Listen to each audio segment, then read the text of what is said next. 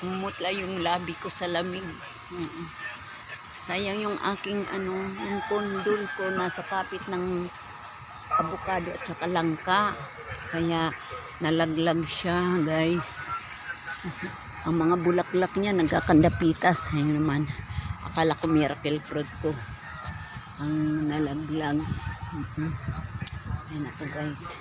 Sana wag malaglag yung aking miracle fruit na pero yung iba nagkandalaglag na, guys. Ito yung kundol.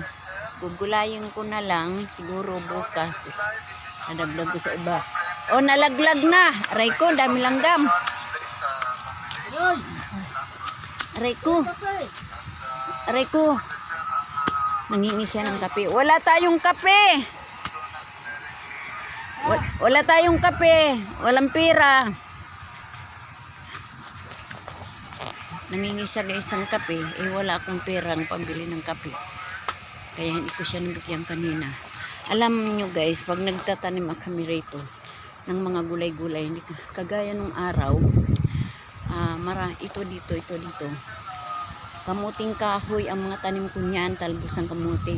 Pero ngayon hindi ka na makakapagtanim ng kamuting kahoy tsaka talbusang kamuti kasi tingnan mo naman yan, guys, yung mga alaga ng kapitbahay namin. May mga tali siya na pero hindi nila tinatalian. Kaya, ay nako.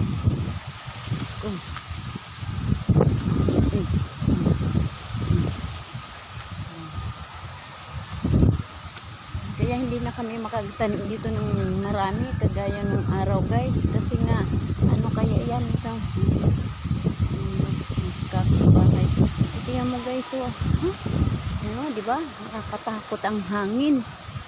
Walang ulan dito pero malakas ang hangin. Tingnan mo, sumasayaw yung mga puno, guys.